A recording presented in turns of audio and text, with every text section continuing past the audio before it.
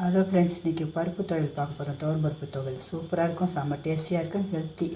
அதுக்கு ஒரு பெரிய கரண்டிக்கு ஒரு கரண்டி துவரம் பருப்பு எடுத்துக்கோங்க. அப்புறம் தாளிக்கிறதுக்கு அதை வறுக்கிறதுக்கு காஞ்ச மிளகாய் 2 காரத்துக்கு உங்களுக்கு எத்தனை வேணுமோ காரத்துக்கு அதை போட்டுக்கோங்க. கொஞ்சோண்டு புளி, ஒரு பல் பூண்டு, தேங்காய் ஒரு பத்தை, சீரகம், கருவேப்பிலை, உப்பு தேவைக்கு. இப்போ இது அவ்வளோதான். இது அவ்வளோத்தையும் வறுத்துட்டு அடுத்தது பார்ப்போம். கடாய் வச்சுட்டேன். துவரம்பருப்பு போட போகிறேன். எண்ணெய்லாம் ஊற்றலாம், அப்படியே தான் வறுக்கணும். நல்லா கலர் ப்ரௌனிஷாக வரணும், வாசனை வரும் அழகாக. இந்த பாருங்க, எண்ணெயே இல்லாமல் தான் வறுக்கணும். கலர் அழகாக ப்ரௌனிஷாக சிம்மில் தான் வச்சு வறுக்கணும், கையில் வைக்கக்கூடாது.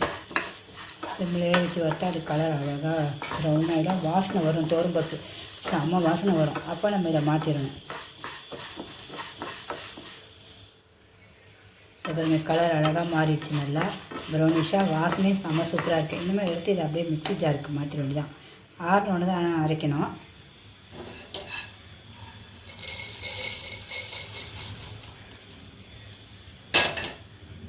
இப்போ அடுத்தது நம்மளோட காஞ்ச மிளகாய், தேங்காயெலாம் வச்சுருக்கலாம், அதை போடணும். நான் காஞ்ச மிளகாய் வந்து ஒன்று தான் போடுறேன், உங்களுக்கு 2 காட்டினேன். அது கூட சொல்லுங்க, விதையெல்லாம் எடுத்துகிட்டு தான் போடுவேன், அதுதான் நல்லது. கருவேப்பிலை 5 நிமிஷம் சமையல் தான், ஆனால் செம்ம டேஸ்ட்டாக இருக்கும், எல்லாம் ஹெல்த்தி. நான் செய்கிறதெல்லாம் உங்களுக்கு பிடிச்சிட்டா ஒரு லைக் போடுங்க. சீரகத்தையும் போட்டுருவேன்.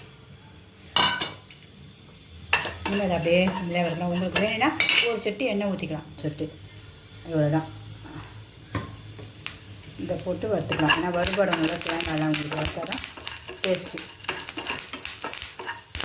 ரொம்ப சுவையாக இருக்கும். இதை வச்சுட்டு இன்றைக்கி தயிர் சாதம், மாங்காய் சாதம் வச்சு சாப்பிட போகிறோம். உருளைக்கிழங்கும் வறுத்து வச்சுருக்கேன்.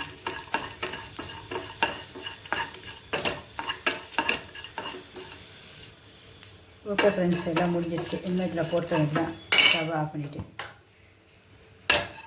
இனிமேல் எல்லாம் ஆறினோடனே நம்ம அரைச்சிட வேண்டியதான். ஃபஸ்ட்டு சும்மா அப்படியே ஒரு ஓட்டு ஓட்டிட்டு அப்புறம் தண்ணி ஊற்றி அரைச்சிடணும். அரைச்சோடனையும் காட்டுறேன்.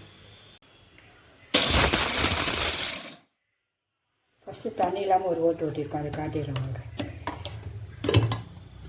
இந்த பாருங்க, தண்ணி இல்லாமல் சும்மா குழம்பு அரைச்சிருக்கோம். இன்னும் தண்ணி ஊற்றி நமக்கு தேவைக்கேற்ப கொஞ்சம் கட்டியாக அரைச்சிக்கணும்.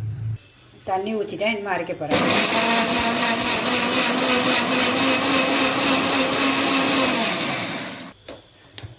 இந்த பாருங்க, அரைச்சாச்சு. தண்ணியாக இருந்தாலும் கவலைப்படாதீங்க, அது கொஞ்சம் ஒரு 5 நிமிஷத்துக்கு நல்லா கட்டியாகிடும். இந்த பருப்பு துவையல் ரொம்ப சூப்பராக இருக்கும், டேஸ்ட்டாக இருக்கும். எல்லோரும் செஞ்சு பாருங்கள் ஃப்ரெண்ட்ஸ். சுவையான பருப்பு துவையல் ரெடி ஆகிடுச்சு. உப்பு போட்டு அரைச்சிருக்கேன் தேவையானது. ஏதாவது நல்லா இருந்தால் லைக் பண்ணுங்கள். Okay, bye friends.